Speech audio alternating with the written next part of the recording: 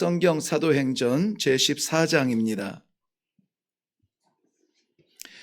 신약성경 사도행전 제14장 21절부터 28절까지의 말씀 우리 한 목소리로 같이 읽습니다. 시작.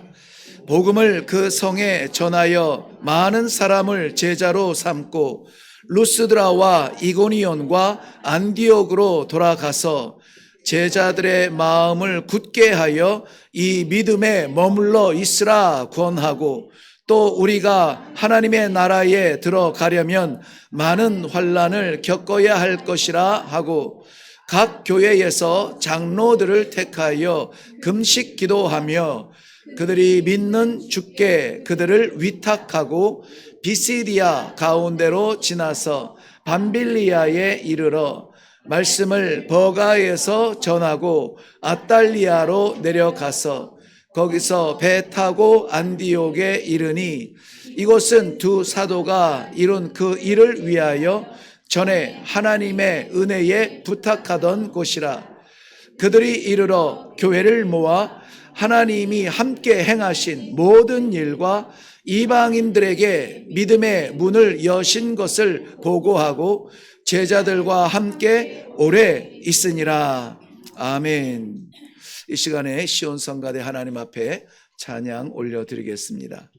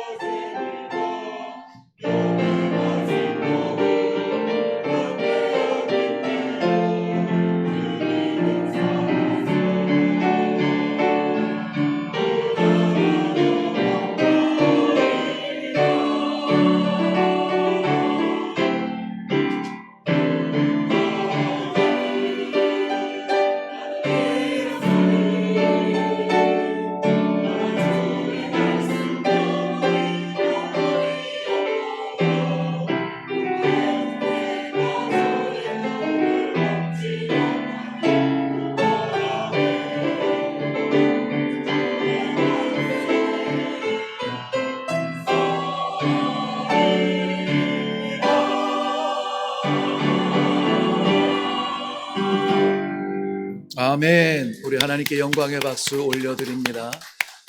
오늘도 우리를 믿음에 굳게, 복음에 굳게 서게 하시는 하나님의 귀한 은혜가 있기를 바랍니다. 우리 함께 말씀대하기 전에 먼저 기도하겠습니다. 내 삶을 사는 것이 아니요 살게 하시는 아버지의 생명입니다. 우리의 목청을 움직여 노래하는 것 아니요 하나님의 은혜에 감격하여 찬양하는 것입니다. 부르신 성도들이 동일한 마음으로 아버지 앞에 있습니다. 말씀하여 주시되 우리의 길이 열리는 것이 아니라 하나님 인도하시는 길에 순종하며 나아가는 놀라운 축복이 이 예배를 통하여 일어나게 하여 주시옵소서. 감사드립니다. 이루어 주실 줄로 믿사옵고 예수님의 이름으로 기도하옵나이다. 아멘. 네, 오늘 우리는 아주 낯선 곳의 이름을 보게 됩니다. 비시디아.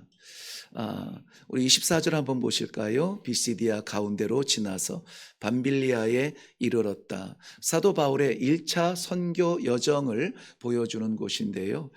비시디아라고 하니까는 더 낯설 수가 있습니다. 우리가 흔히 비시디아라고 하기보다는 비시디아 안디옥이라고 붙이면은 하고 이해가 되어질 수가 있는데요. 당시에 안디옥이라고 하는 안티오쿠스라고 하는 사람이나 그러한 인명을 따서 지명을 붙이는 경우가 많이 있었기 때문에 안디옥이라고 하는 곳이 그 지역 근처에 뭐 한 16개에서 18개 정도 동일한 이름으로, 우리나라도 있죠. 전라도에 광주가 있고 경기도에 광주가 있듯이, 네, 이름 뜻이 얼마나 좋습니까? 그럴 때는 그냥 갖다가 붙이면은 좋죠. 그래서 안디옥도 바울 사도를 선교사로 파송한 곳이 안디옥 교회였어요. 그래서 구별을 어떻게 하냐면 수리아 안디옥, 오늘은 비시디아 안디옥, 이렇게 복음 이렇게 성경에서 우리가 구별을 하면서 기억하면은 좋을 것 같습니다. 그럼에도 불구하고 여전히 우리에게는 낯선 이름이에요. 낯설어서 은혜가 됩니다. 누구나 기억할 만한 이름이라면은 당연히 그럴 것 같은데, 그곳에 복음이, 그 사람이 예수를, 이렇게 전혀 기대하지 않았던 사람이 우리 하나님 앞에 쓰임받고, 심지어는 사람을 죽이던 그러한 사람이 사람을 살리는 사람이 되고, 예수를 핍박하던 사람이 예수를 증거하는 사람이 되고, 그의 자신에게 허락하신 하나님의 은혜의 삶을 사는 것도 벅찬데, 아버지 무슨 은혜입니까? 무슨 사랑입니까? 나 사는 것에 만족하지 아니하고 남을 살리기 위해서 쓰임받는 존재로 부르시다니요. 이 감격으로 살아가는 사람 중에 하나가 바로 오늘 이 선교 여정을 지나가고 있는 바울 사도 아닙니까? 그리고 바로 저이기도 하고 우리 성도님들이기도 합니다. 같이 있어서 부른 것이 아니라 우리를 불러서 가치를 주셨죠. 우리는 그런 은혜가 있어야만 합니다. 유명해서, 할만해서, 될 것 같아서 떡잎을 보고 부른 것이 아니라 세상도 가치 없다고 기억하지 못하는 연약한, 짐승보다 못하며 먼지보다 작은 존재들, 지렁이만도 못한 나를 들어서 주의 생명 복음을 담아주시니 이거 어떻게 참을 수가 있겠습니까? 거기에서 할렐루야 찬양이 나오고 주님의 이름을 선포하는 선포가 되어지고 마음껏 손뼉치며 찬양하는 우리 성도가 되는 것은 우리의 어떠함이 아니라 아버지의 은혜인 줄로 믿습니다. 우리 장로님 기도해 주신 대로 우리는 다음 주 월요일에 라오스 땅을 향하여서 나아가게 됩니다. 라오스는 아마 많은 분들이 동남아시아가 이제는 먼 곳이 아니기 때문에 익숙히 귀에 들리는지 모르겠지만 대부분의 사람들은 비시디아처럼 익숙하지 않은 땅일 수가 있습니다. 감추어진 땅이죠. 오늘 이렇게 기록되지 않았다면 알 수도 없는 그 땅 비시디아, 우리의 라오스를 향해서 나아가게 됩니다. 그런데 오늘 하나님께서 이 비시디아를 지나온 사도 바울을 통하여서 나타내신 선교의 생명의 열매를 바라보면서 우리도 동일한 꿈을 꾸게 됩니다. 비시디아를 이미 지나왔, 수리아 안디옥을 지나서 바보가 있는 그 섬이 네, 구브로죠. 지금 땅으로 말하면 사이프러스죠. 사이프러스를 떠나서 더베까지 이르는 그런 모든 1차 선교의 여정 가운데에서 하나님이 그가 밟는 곳마다 은혜의 문을 열어주셨어요. 바울 사도나 초대교회의 선교의 역사를 보면은 대체적으로 어떤 인도하시는 곳에 도착하게 되면은 회당을 찾게 됩니다. 이것은 마치 목마른 사슴이 물을 찾듯이 유대인이 흩어진 곳에는 어디로 이사 갈까 하는 이사할 만한 살만한 곳을 찾기보다는 회당을 먼저 찾는 이러한 영적 습관들이 있는 것이죠. 그래서 아브라함을 통하여서 주신 그 메시아에 대한 소망을 이루는 다윗 왕과 같은 메시아가 오셨습니다 라고 하는 것을 진짜요? 라고 눈을 뜨면서 귀를 기울일 만한 사람들을 먼저 찾아가서 복음을 전하게 되는데요, 그곳이 회당이고 유대인들이었습니다. 그런데 바로 이 비시디아를 왜 제가 오늘 말씀의 제목으로 삼냐면은 비시디아에서는 놀라운 일이 일어납니다. 그곳에서도 회당에서 먼저 복음을 전하게 되는데요, 회당에서 복음을 전하게 되고 정말 그 메시아가 당신이 만난 그 사람이란 말이요? 라면서 이 복음에 관심을 갖기 시작하면서 많은 사람들이 바울 사도에게 모이기 시작합니다. 바울 사도의 메시지마다 저들의 고개를 끄덕이면서 그 메시아라면은 나도 그 예수를 믿고 싶소 라고 복음의 진정과 복음의 생명이 나타나기 시작합니다. 그러면은 반드시 어떤 일이 일어날까요? 시험이 찾아오죠. 네. 복음의 길을 들어서면서 알겠습니다, 내가 예수를 믿겠습니다 라고 딱 예수를 믿기로 작정하고 헌신하고 나 자신을 드리면은 할렐루야, 만사 형통이 열리고 질병은 낫고 물질적인 풍요가 막 쏟아지고 안 될 것도 되고 막 이래야 되는데, 웬걸 예수를 믿겠다고 작정하고 특별히 사역의 현장에 들어가서 주를 위해 충성하기 시작하면은 시험이 찾아옵니다. 사단이 가만히 있을 수 없죠. 방해가 시작이 됩니다. 때로는 유혹으로 찾아오고 달콤하게 이야기합니다. 때로는 환난으로 찾아오고 우리가 나아갈 수 없을 것 같은 우리의 연약함을 드러냅니다. 나는 아닌가 봐, 나는 끝인가 봐, 나는 할 수 없나 봐, 좌절을 시키게 합니다. 주와 함께 이 길을 걸어가는 믿음의 동지들을 만났지만 이 믿음의 동지들이 손을 잡았으면 좋겠는데 오히려 형사의 눈으로 노려보면서 쟤는 왜 저러는지 모르겠어, 쟤 때문에 일 못하겠어, 마음에 갈등이 일어나고 찢어지고 쪼개지죠. 제가 지금 라오스 선교를 앞두고 계속해서 기도하는 것을 우리 장로님께서 어찌 알고 오늘 기도 가운데 고백하셨습니다. 우리가 동일한 목적을 가지고 동일한 뜻을 가지고 동일한 십자가를 증거하며 그 사랑을 나누기 위해서 하나님의 사람, 이 라오스의 백성들을 사랑하기 위해서 나가는 그러한 자리, 우리의 자리를 떠나서 나아갑니다마는, 그런데 기도가 되어지는 것은 뭡니까? 우리 각자의 자존감과 각자의 그러한 내 자리를 지키기 위하여서 그 안에서 시기하고 질투하고 또 생각이 다르다고, 나는 이런 음식 싫은데 꼭 이런 걸 먹어야 돼? 나는 이 길이 싫은데, 이 방법이 싫은데, 나는 밤에는 몇 시에는 꼭 자야 되는데, 나는 낮에는 뭘 해야 되는데, 나는 옷을 어떻게 입어야 되는데, 나는 이런 환경이 싫은데 꼭 해야 돼 라고 하는 나 자신을 지키고 싶어하는 그것 때문에 어떻게 되죠? 하나가 되지 못하는 거예요. 하나가 되지 못합니다. 우리의 인품이 잘못돼서요? 엉터리라서 아니에요. 사단이 그렇게 우리의 약점을 들어서 시험합니다. 사단이 우리의 약점을 너무나 잘 알아요. 그래서 그것을 들고 들어와서 너 자신을 지키라고, 네가 꼭 이렇게까지 할 필요 있냐고, 마치 우리를 위하는 것 같지만 믿음의 공동체를 깨뜨리고 하나님 앞에 헌신하는 귀한 이 선교 방문팀의 균열을 일으키고 그 안에서 문제가 나타나요. 제가 그 사역을 하던 아프리카의 서부 아프리카의 사하라 사막 남쪽에 있는 작은 미전도 부족을 섬길 때입니다. 그것은 한국의 거리도 멀고 또 거리가 머니까 마음의 거리도 멀어요. 한국에서 오는 사람들이 거의 없습니다. 그런데 어떤 선교단, 우리나라 굴지의 그러한 선교 단체인데요, 아주 그냥 그 극단적 이 사역을 하는 무슬림 지역에 들어가서 막 이렇게 사역하는 그 단체가 한 둘 셋 정도 되는데 그 중에 한 단체예요. 타협이 없습니다. 타협이 없어요.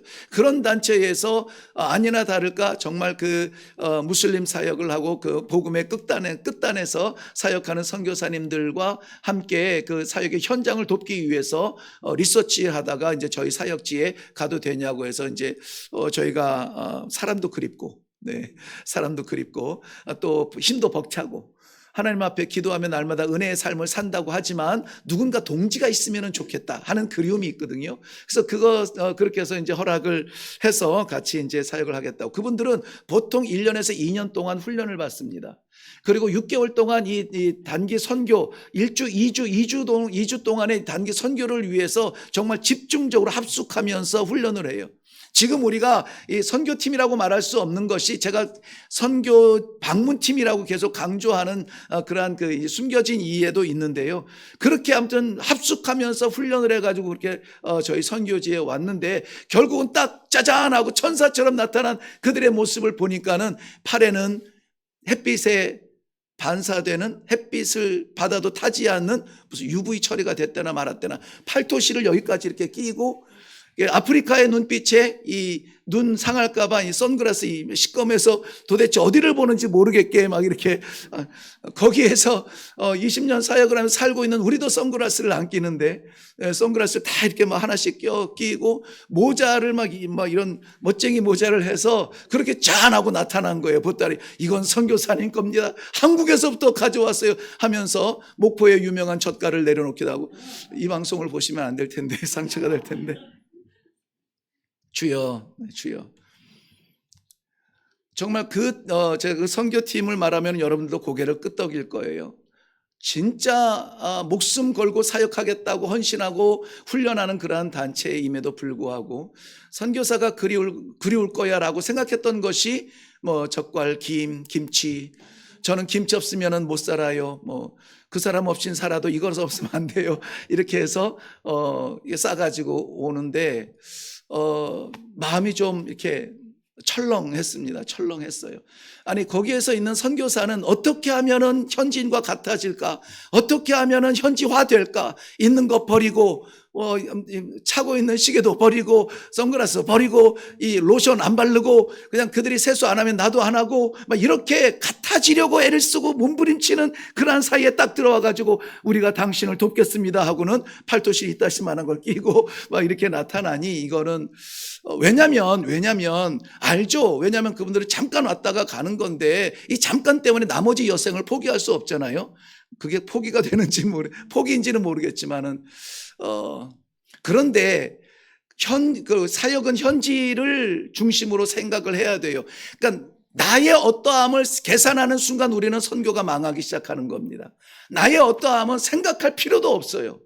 가장 먼저 생각해야 되는 게 뭐라고요? 하나님의 인도하심, 하나님의 뜻이 무엇인지, 하나님의 어떠하심인지 그거를 위해서 우리는 기도해야 되고, 그 다음에 두 번째는 우리 현지가 어떠한 것을 구하는지 원하는지를 알아야 돼요.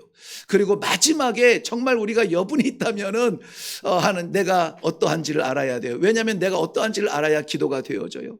무익한 종입니다. 아무것도 할 수 없습니다. 말도 못합니다. 계절에도 약합니다. 음식에도 약해서 물만 바뀌면 나는 설사합니다. 그래서 여행 가는 것도 싫어합니다. 나를 보면 어떻게 됩니까? 기도하게 되잖아요. 기도하잖아요. 아버지, 정말 결단하고 일어나는 순종의 길입니다. 아버지 한번 들어서 사용하여 주시옵소서. 기도할 수밖에 없지 않습니까? 그래서 우리가 계속 기도하고 있는 거예요. 그런데 우리 현지인들은 어떠하냐면요, 낯선 사람들이 오면은 구경거리예요. 우리들이 가지고 있는 이 생명 복음에 대한 가치를 전혀 몰라요. 예수를 말해도 그분에 대한 존경함, 존귀함 이런 거 전혀 몰라요. 그냥 외부에서 사람이 왔다니까, 낯선 사람이 왔다니까 구경거리로 우르르 몰려오는 것입니다. 그런데 거기에 팔도시가 이렇게 껴있다면은 그 사람들의 눈은 우리가 하는 말을 안 들어요. 그 사람 말 못 하잖아요. 게다가 이제 통역을 하잖아요. 거쳐서 듣게 되죠. 그러니까는 뭔 말을 하는지 안 들어요. 그거만 보여요. 야, 저거 나도 하나 있으면 좋겠다. 그러면 밭일할 때 다 끼면은 멋있을 것 같아. 저거 나도 하나 썼으면 좋겠다.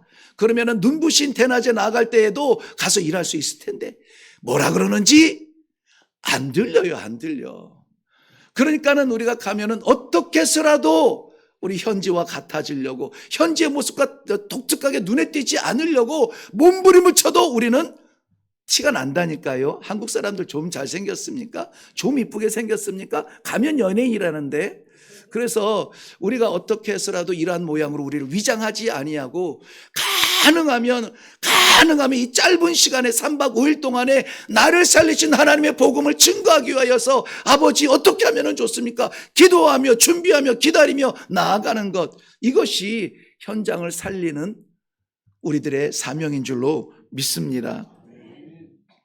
수리아 안디옥에서 이 더베까지 이 1차 선교 여정을 다니는 이 길이요, 어림잡아도 한 1000km 정도 되는 거예요. 어림잡아도 1000km 됩니다. 이 1000km를 다니면서 그가 지나온 자리는, 그냥 지나간 자리는 없어요.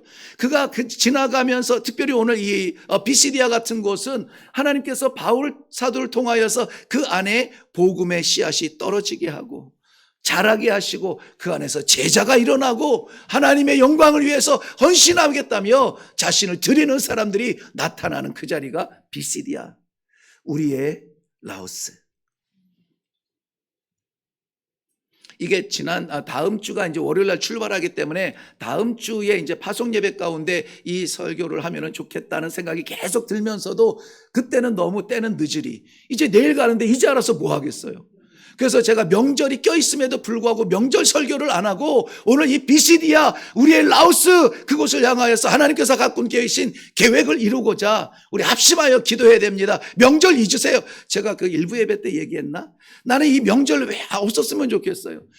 달력에 빨간 글씨 보면은 막 좀 편한 표현으로 싫어요. 예, 그게 무슨 의미가 있어요, 명절이. 날마다 명절같이 지나면 되는데, 날마다 우리는 천국 백성 새롭게 살려주신 날마다의 이 영적 생일을 보내게 되는데, 우리에게 이 빨간 글씨 때문에 마음이 흐트러져요, 벌써. 명절이라 하면 다른 거 할 생각이 나죠. 이 명절에 이 소중한 시간을 하나님께 드리겠다는 작정이 잘 생각이 나지 않잖아요. 그게 우리 존재라는 것이거든요. 연약함이라는 거예요. 큰일 났다. 없어졌다. 네. 그렇지 않아도 빨리 해야 되는데 이거 손가락을 잘못 건드려 가지고요. 근데 우리 21절 한번 볼까요? 21절. 네, 다 같이 읽겠습니다. 시작. 복음을 그 성에 전하여 많은 사람을 제자로 삼고 루스드라와 이고니온과 안디옥으로 돌아가서, 거기에서 지금 더베 얘기하는 건데요, 더베에 복음을 전하여서 많은 사람을 뭐로 했다고요? 제자를 삼았다는 거예요. 제자를 삼았다. 바울 사도의 제자가 아니라 복음의 제자를 삼았다는 거예요. 더베 1차 선교 여정의 제일 끝자리에서까지 하나님께서는 그냥 돌려보내지 아니하시고 제자를 삼았다. 복음이 심어졌다. 아니, 복음이 씨앗이 되고 열매가 되었다라는 것입니다. 비시디아는 복음이 지나간 자리, 사람 지나가듯이 복음이 지나간 자리가 아니에요. 우리가 5일 동안을 다녀온다고 해서 우리의 흔적이 언제 어느 교회에서 누군가 왔다 갔다, 오늘 요번에 가는 팀이 12명인데요. 12명의 이 방문팀이 다녀갔다, 단기팀이 다녀갔다, 이런 흔적이 아니라 우리가 지나간 자리에 뭐가 남아야 된다고요? 복음이 남아야 된다고요. 복음이 남아. 우리도 갔다 와서 거기서 뭘 먹었는데 그것은 맛있었고, 어디를 갔는데 그것은 아름다웠고, 이따가 제가 라오스 1차 그 정탐 갔다 왔던 것을 좀 보여드릴 거예요. 3일 동안인가 정탐, 선교사 파송하기 전에 먼저 저희가 교회 대표로 해서 정탐을 다녀왔는데요. 그때도 말씀드렸지만은 저희가 묵는 호텔에서 불과 얼마 안 가면은 세계에서 유명한 무슨 폭포가 있대요. 들어는 보셨나요? 꽝시 폭포? 네네, 있대요. 아무튼 되게 유명하대요. 이 라오스를 방문하는 모든 관광객이 한 번은 봐야 되는 그러한 폭포라고 하는데요. 저희 공교롭게도 숙소에서 그리 멀지 않아요. 근데 저희는 안 갔어요. 일부러 안 갔어요. 갔다 와도 되죠. 밥 먹고 산책하듯이 갔다 와야 되는데 일부러 안 갔어요. 왜냐하면 그 정탐하러 갈 때에 기도했습니다. 아버지, 제가 20년 동안 사역했던 아프리카 선교사의 어떤 노하우를 다 잊어버리고 다 내려놓고 백지로 나아가게 하시고 아버지의 그림을 보게 해주세요. 두 번째, 아버지, 내가 관광객이 되지 않게 해주세요. 관광객이 되어서 뭘 보고 재밌었다, 뭘 보고 와서 할 얘기는 많아지겠지만 그게 아니라 하나님께서 바라보시는 그 영혼들을 바라보는 아버지의 눈으로 볼 수 있도록 주님, 내 영안을 열어 주옵소서 기도했습니다. 우습지 않아요? 바로 몇백 미터 앞에 언제 갈지도 모르는 유명한, 아무튼 정확한 이름은 모르는데 아무튼 희한한 이름의 그 폭포를 안 갔다. 고집이 그 정도면 똥고집이죠. 네, 아무 쓸데없는 고집인 거예요. 그럼에도 불구하고 그곳을 정탐을 하고 정말 그곳에 각박한 눈이 공허한 영혼들을 바라보고 제가 이따가 잠시 나누겠지만은 그 생명 보존을 위해서 몸부림치면서 땅굴에 머리를 숨어 들어가서 존재해야만 했던 그들에게 그냥 호흡하며 사는 인생을 살리는 삶이 아니라 영원히 살 수 있는 하나님의 나라의 복음을 증거하는 일을 우리가 맡았다면, 그 사명 앞에 나아가야 된다면 우리는 기도하지 않을 수가 없어요. 기도하지 않을 수가 없습니다. 라오스는 우리가 다녀오는 자리가 아니라 복음이 반드시 심어져야 되는 자리가 됩니다. 우리가 만나는 사람, 우리의 기억 속에 남는 사람이 아니라 하나님의 생명책에 반드시 기록된 사람들이 되어야 합니다. 그래서 우리를 통하여서 한국의 소식을 듣는 그러한 통로가 아니라 전국의 복음을 듣는 생명의 통로가 되어야 될 줄로 믿습니다. 순간이라도 잊지 아니하도록 우리가 기도해야 돼요. 우리가 지나간 자리에서 제자가 자라나기를 바라고, 우리가 지나간 자리에서 교회가 형성이 되기를 바라고, 우리가 지나간 자리에서 장로들이 일어나 교회를 붙들 수 있는 그러한 복음의 통로가 될 수 있기를 바랍니다. 우리야 라오스를 처음 가는 분들이 많겠지만은, 대부분이겠지만은, 우리 하나님은 이미 그곳 영혼들을 바라보시면서 품으시면서 누가 나를 위하여 갈고 누가 나를 위하여 갈까? 저 죽어져가는 심령들을 위하여서 누가 나의 생명을 전할까? 누가 나의 사랑으로 끌어안을까? 라고 기다리실 때에 주님, 제가 있습니다. 나를 보내어 주시옵소서. 헌신하는 이번에 우리 이레교회의 모든 성도들이 얼마나 감사한지 몰라요. 우리 교회도 그런 가운데에서 이 복음과 선교의 새로운 사명을 깨닫고 방향성을 정하면서 나아갈 수 있는 시간이 되기를 바랍니다. 우리가 지나간 자리 사람의 흔적 남지 아니하고 복음이 떨어져 씨앗이 되고 열매가 되고 제자가 나오는 그러한 곳이 되기를 주님의 이름으로 축원합니다. 비시디아는 그렇게 복음이 전해졌고 그분이 예수 그리스도, 우리가 십자가에 못 박은 그분이라면 나도 주님을 믿고 싶습니다 라고 하는 이러한 복음을 받아들이고 교회 공동체가 형성이 되었지만 순탄하지는 않았어요. 어려운 환난 가운데 오늘 말씀에도 보면은 22절 말씀 보시겠습니다.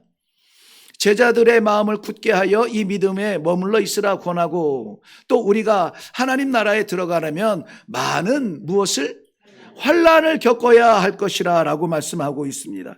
이 복음은 우리에게 이렇게 말하지 않아요. 괜찮아, 잘 될 거야, 예수 믿으면 되지, 괜찮아, 예수님이, 하나님이 그냥 두시겠어, 걱정하지 마 라고 우리에게 백지수표로 위로하지는 않습니다. 오히려 예수님께서도 마태복음 16장 24절 말씀에 보면은 너희가 아무라도 나를 따라오려거든 자기를 뭐하고? 부인하고, 자기를 부인하고, 자기 존재를 부인하고, 없다라고 내려놓고 떨어뜨려 놓고 자기 십자가를 지고 나를 따라오라고 했어요. 그러니까 이 주의 종, 제자로서 주님의 사명을 감당하기 위해서 무엇보다 먼저 되어져야 되는 것은 내가 무슨 일이든 감당하겠습니다, 이러한 사명적 존재로 일어나기 위하여서 우리가 으쌰하고 일어날 때에 내 자리를 일어나야 돼요. 나를 부인하고 내 자리를 떠나야 돼요. 아브라함을 부르셨던 믿음의 조상 아브라함을 부르실 때 가장 먼저 한 일이 뭐죠? 고향 친척 아비 집을 떠나, 내 자리를 떠나야 아버지의 은혜의 자리를 가는 거예요. 고집스럽게 내 성품, 내 경험, 내 인생, 내 능력, 이것에 사로잡혀 있다가 하나님의 복음은 복음대로 깨닫고 이해는 하겠고 알겠고, 그렇게 해서 하나님의 복음과 내 삶이 충돌하는 삶이라면은 이것은 열매가 나오기가 어렵습니다. 말씀하시면은 내 자리 떠나야 돼요.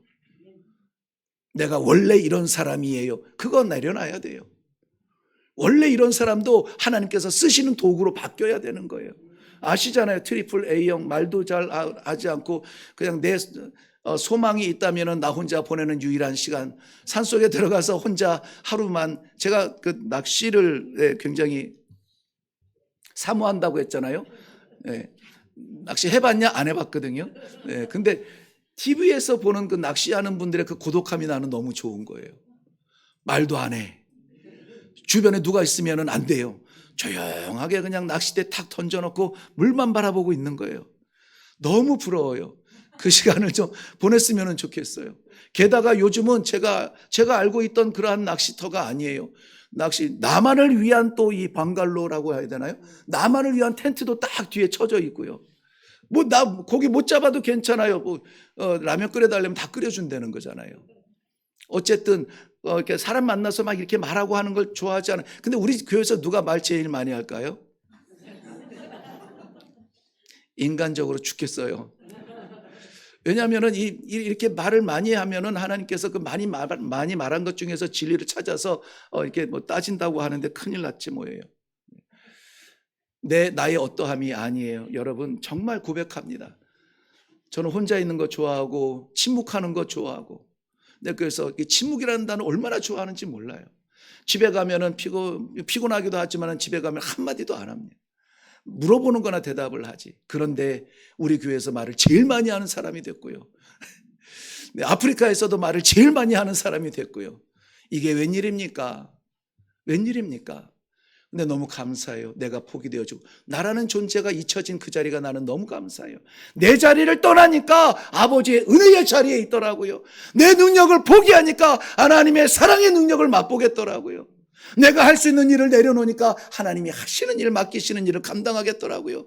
이번에 나아가면서도 저희 아시겠지만은 딱히 준비하지 않아요. 가서 현지 노래 가면 현지 이렇게 방문하면 현지 노래 하면서 간단한 노래를 준비하고 막 해서 누구는 또 율동하고 막 이런 거 하잖아요. 우리 준비하지 않아요. 우리가 준비해서 할 수 있는 것이 아니라 하나님께서 쓰실 수 있는 것을 사용하여 주옵소서. 아버지의 뜻이 무엇인지 그것을 나타내기 원합니다. 그냥 텅 빈 마음 백지수표로 나아가는 우리들에게 하나님이 마음껏 복음의 메시지를 휘갈길 수 있도록 내어드리는 겁니다. 내 자리 떠나야 돼요.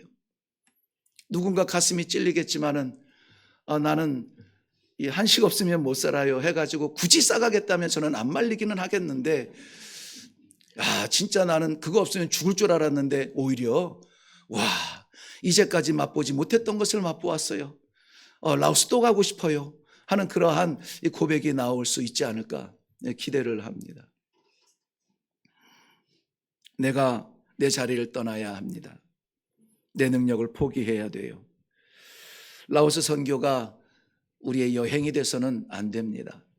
하나님께서 작정하셔서 파송하시는 사명자의 사명의 현장이 되어야 될 줄로 믿습니다. 비시디아는 왜 그러면 이런 일들이 일어났는가? 낯선 바울 사도라고 하는 사람이 지나갔는데 그 사람의 흔적이 아니라 그 사람의 복음이 남고 그 사람이 외치는 예수 그리스도의 이름이 남고 거기에서 그 사람 한 사람이 아니라 그 복음을 받고 다시 살기 원하는 제자들이 그 안에서 일어나고 도대체 어떻게 해서 그런 일이 일어났는가? 바울 사도가 정말 그 안에서 어떤 역사를 이뤄내고 기적을 일으켰는가? 물론 다니면서 기적도 많이 나타납니다. 설교도 많이 했습니다. 그럼에도 불구하고 그것이 아니라 하나님께서 열어주셨다는 거예요. 하나님이 열어주셔야 돼요. 우리가 어거지로 해서 달려들면 뭔가 이루어지겠지만은 그것은 우리의 역사예요. 그래서 이번에 우리 교회가 갔다 왔던 이런 일들이 일어났답니다. 할렐루야 하고 우리의 이름이 나타나는 것이 아니라 무익한 종을 썼던 하나님의 놀라우신 은혜가 간증이 되어줘야 돼요. 바울사도 우리 초대교회 모든 사역자들의 정신이 그랬어요. 이 모든 일들이라고 하는 것은 우리처럼 평탄한 이 복음의 이 믿음의 일이 아니에요. 설교를 원하면 수십 편 수백 편을 들을 수 있는 이러한 상황이 아니라고요. 목숨 걸고 모여야 되고 정말 가족들이 뿔뿔이 찢겨져 가는 것을 눈으로 보면서도 보기 못하는 그 복음으로 말씀을 들었던 사람들이에요. 그럼에도 불구하고 뭐라고 고백합니까? 이 모든 일을 다한 후에 나는 무익한 종이었습니다 라고 고백한다잖아요. 왜 그렇습니까? 내가 한 것이 아니에요. 내가 전한 것이 아니고 내가 한 행위가 아니라 내 사랑이 아니었습니다. 아버지께서 열어주셨고 아버지께서 행하셨고 아버지께서 나를 들어서 흔들어 사용하여 주셨습니다. 그러므로 우리의 날마다 하는 기도의 제목처럼 내가 살아가는 삶이 내 삶이 아니라 하나님이 맡기신 기회라고요. 내가 할 수 있는 이들을 찾아 헤매고 배회하지 마세요. 뭘 할 수 있을까 손가락을 꼽지 마세요. 하나님께서 하게 하시면은 태양도 머무르고 바다도 갈라지고 강물도 갈라져 마른 땅으로 걷는 것을 왜 체험하지 못합니까? 내 자리 못 떠나고 내가 하기 때문에 그렇습니다. 하나님께서 열어주시는 복된 선교의 여정이 되기를 주님의 이름으로 축원합니다. 비시디아를 바울에게 열어주셨던 것처럼 라오스도 하나님이 열어주셔야 되는 것입니다. 우리의 순종이 라오디아, 비시디아를 열고 그 땅에 십자가를 세우며 주의 백성들이 살아나는 놀라운 일에 부름받는 축복이 우리 모든 성도들에게 임하기를 주님의 이름으로 축원합니다. 비시디아하고 라오스를 이렇게 자꾸 혼란스럽게 제가 이게 비교해서 죄송한데요. 자, 이제는 비시디아를 간단하게 생각할 때에 바울 사도의 이방인을 위한 아까 그걸 빼먹었네요. 비시디아가 왜 우리가 기억해야 되냐면은 바울 사도를 하나님께서는 이방의 복음의 빛으로 세우셨잖아요. 그릇으로 부르셨잖아요. 비시디아에서 이제까지는 저가 유대인 회당 중심으로 일했다면은 비시디아에서 어떤 방향의 변화가 나타나냐면은 이방인을 향한 복음으로 쓰임 받게 돼요. 그렇게 결단을 하게 됩니다. 그러한 놀라운 변화가 라오스를 통하여서 우리가 하나님 앞에 부름받는 축복의 현장이 될 수 있기를 주님의 이름으로 축원합니다. 2023년도 4년도에 우리가 파송을 했으니까요. 4년도에 3년도 여름에 교회에서 저에게 이제 선교사의 경험이 있으니까 라오스 땅, 저도 동남아시아는 몰라요. 아프리카는 빠삭한데 그것도 아프리카도 서부 아프리카는 알지 동부 아프리카, 남부 아프리카는 가본 적도 없어요. 그런데 어쨌든 이 선교사의 이 신앙 양심으로 라오스 땅의 타당성을 볼 수 있도록 허락을 하셔서 제가 정탐을 다녀왔고요. 정탐을 와서 2023년도에 1차 다녀오자마자 제가 보고했던 내용을 우리 그 뒤에 이제 등록하신 분들도 계시고 해서 아주 간단하게 표면적으로 나타나는 라오스에 대해서 우리가 좀 설명을 좀 해드리고 함께 한 주간 이 명절 때 빨간 글씨 시간 많잖아요. 네, 기도하시고 우리가 함께 동참하는 마음으로 기도하면 좋겠습니다. 네, 우리 라오스. 네. 20 선교팀 1차 정탐이라고 했습니다. 그러면 지금은 2차 정탐인데요. 선교사님들이 지난 2024년에 파송받아서 4년, 5년, 2년 동안 그냥 언어만 했어요. 아무것도 하지 말라 그랬어요. 이것은 파송교회로서의 명령이고 선교했던 선배로서의 명령이기도 했습니다. 다른 거 하지 마라. 다른 선교사님들 무슨 사역하는지 기웃대지 마라. 거기서 무슨 사역을 하고 싶은지 네 마음도 물어보지 마라. 그저 2년 동안 죽으나 사나 언어만 해라. 말만 해라. 우리 안에 이 가슴 뛰는 이 생명의 복음이 있어도 전달이 돼야 통로지. 가서 뭐 수화할 것도 아니고 어떻게 표현할 거야. 말을 통하여서 복음을 전해야 되니까는 무조건 아무튼 2년 동안은 말만 해라. 연락도 하지 말라고 했습니다. 그래서 2년 동안 언어만 하게 되는데 이 2월 달이 2년 마치는 날이에요. 그리고 왜 지금 꼭 가야 되냐. 아직 선교사님 사역도 안 시작했는데 그래서 가는 거예요. 선교사님이 하는 선교사님이 그 사역을 시작을 하고 어떤 사역을 하는데 우리가 가서 거기에서 도움 일주일 동안 가서 단기 선교한답시고 그 흥이나 돋구고 가서 뭔가를 하고 왔다고 이렇게 돕는 차원이 아니라 여러분 사역을 시작할 때에 그 땅을 같이 밟고 그 영혼을 같이 붙잡고 함께 기도하며 이 사역을 우리가 같이 시작한다는 의미가 있어요. 왜 지금 가야 되느냐? 우리 재정도 안 되는데 또 가야 되느냐? 이런 이야기 하지 마세요. 우리가 하나님 앞에 이 놀라운 사역을 감당하는 데에 계산해야 될 게 있고 계산하지 말아야 될 게 있어요. 선교는 우리 건강, 체력, 지력, 물질 이걸로 하는 게 아니에요. 하나님의 은혜로 하는 것입니다. 그러므로 우리의 자리를 떠나라는 이러한 간절한 이 호소가 우리 성도들의 심령에 새겨지기를 바라고요. 그렇게 해서 우리가 이번에 가요. 가서 뭐 한다고요?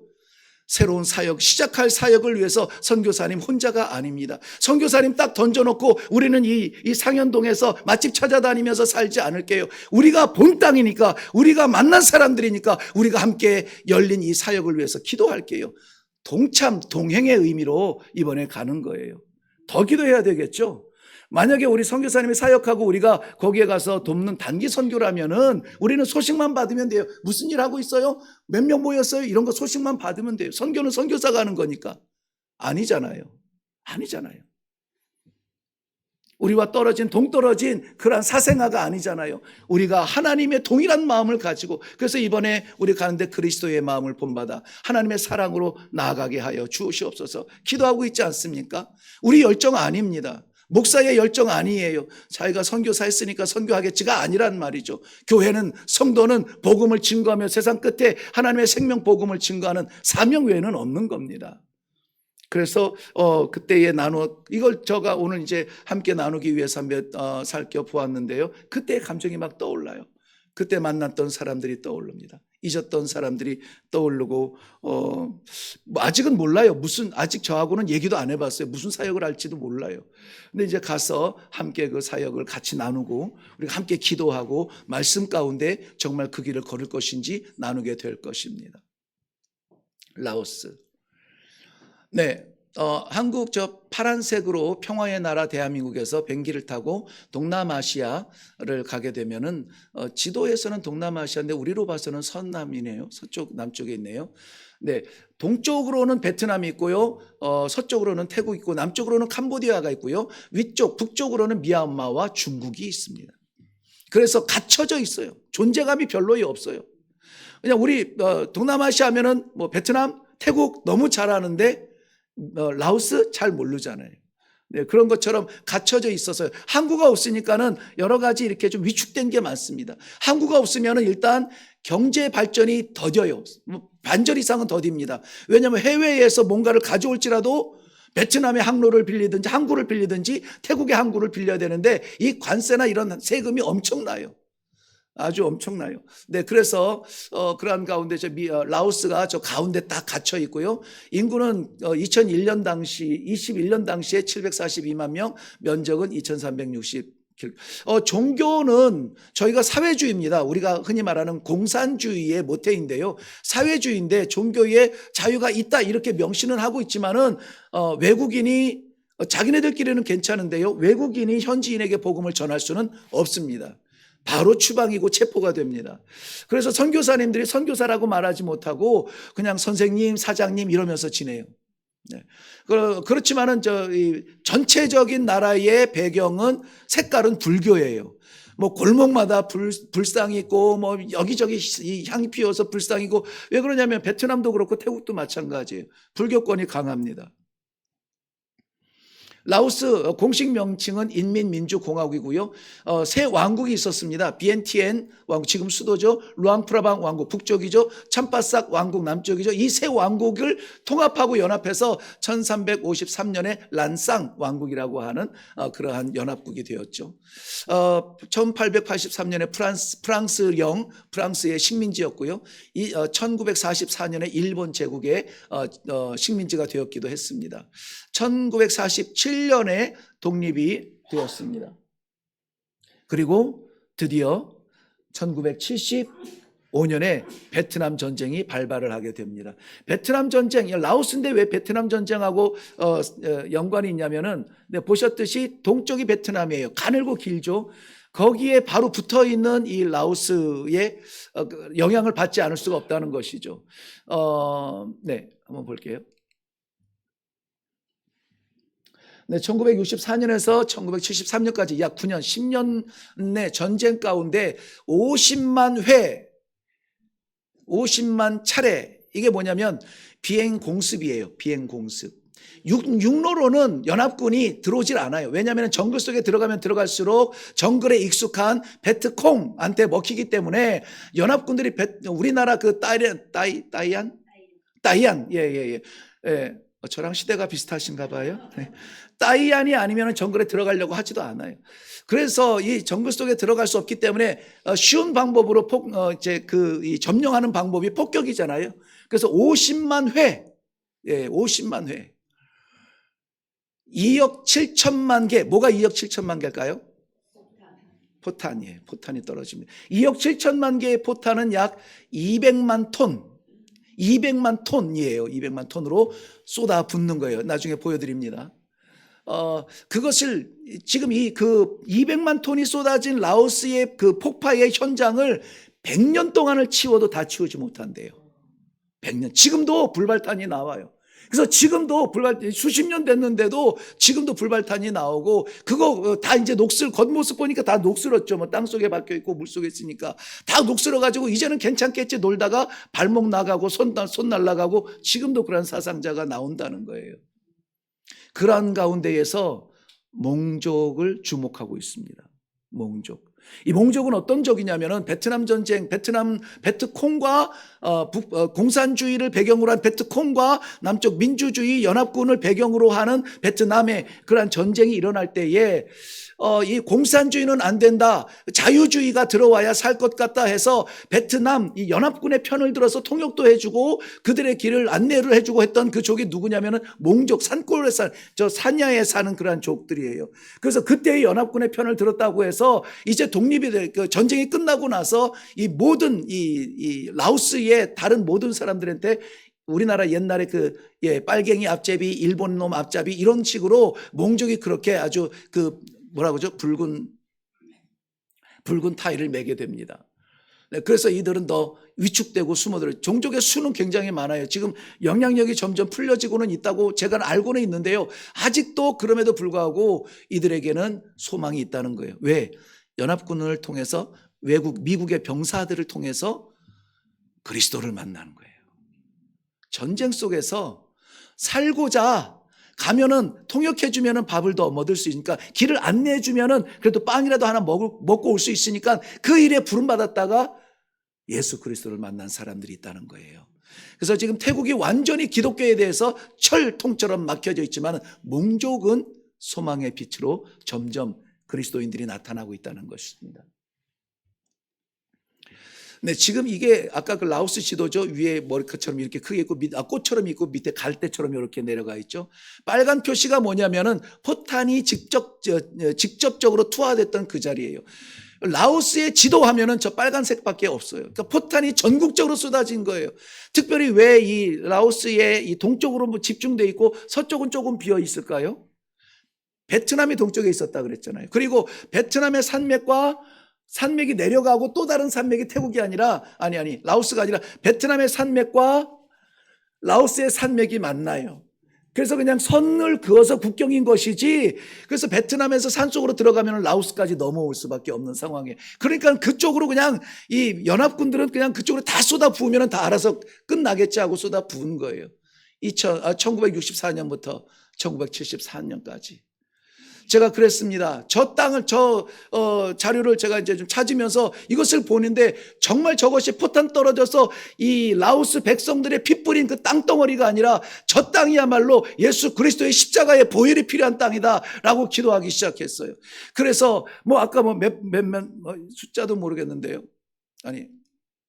네네. 200만 톤, 2억 7천만 개의 포탄이 떨어져서 그 생명들을 죽이고 불구로 만들었다면 이번에 우리가 가는 12명의 작은 발자취지만은, 미약한 발자취지만은 우리의 발자취를 통하여서 사랑의 융자폭탄을 다 쏟아붓고 옵시다. 그래봤자 눈에도 보이지 않을 거예요. 몸부림치고 전적으로 우리가 매달려도 보이지도 않을 거예요. 그러니까 얼마나 우리 열심히 해야 되는지 아시겠죠? 라오스의 선교는 1860년도 좀 늦습니다. 다니엘 맥길버러를 통해서 이렇게 선교의 문이 열렸고요. 1900년대 초에 스위스 형제단, 이 스위스 형제단은 아프리카 선교에도 굉장히 헌신적이었는데요. 스위스 형제단이 라오스의 남쪽에 집중적으로 사역을 하면서 좀 NGO처럼 그렇게 사역을 했고요. 1928년부터 75년까지 개신교 크리스찬이티, 저걸 내가 아는데 맨날 까먹네요. 미셔너리 어소시에이션 같은 그러한 그 단체, 기독교 단체예요. 개신교입니다. 그것이 이제 라오스의 북쪽으로 이렇게 집중적으로 사역을 했습니다. 그런데 안타깝게 75년 공산화되면서 선교사들을 다 추방하게 되죠. 2000년부터 2007년까지 기독교 박해 지수가 세계 2위였고요. 2011년은 기독교 박해 지수가 세계 10위까지로 잠깐 주춤하게 됩니다. 1994년까지 약 400명의 순교자가 나왔다고 합니다.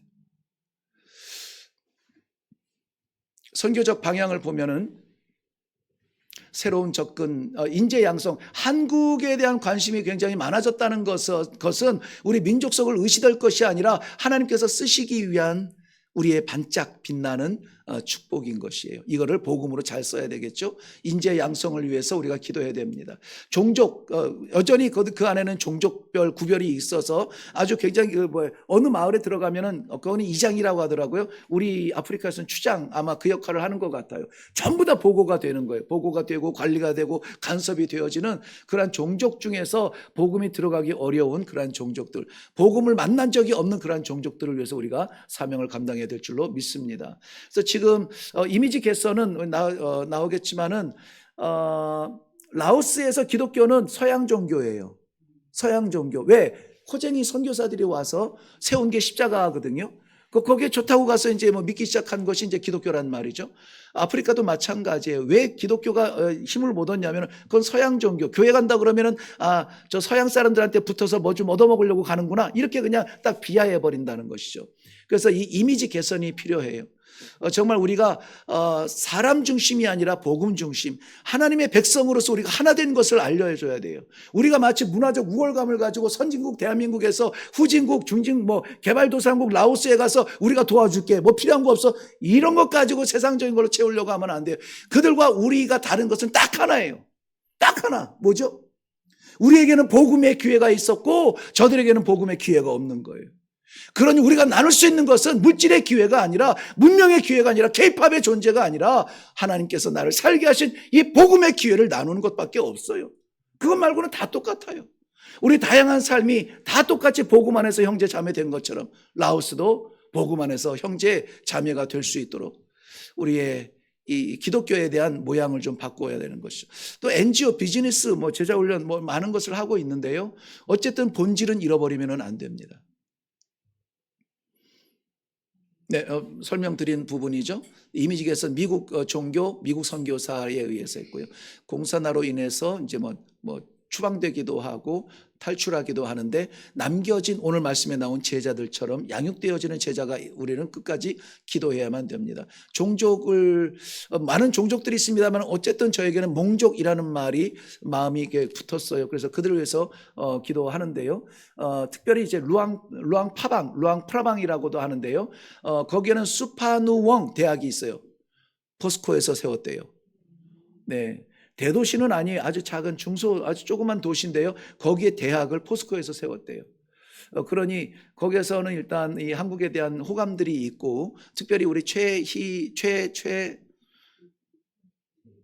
최희동 선교사님 부인 최인아 선교사님이 이 케어를 참 잘합니다.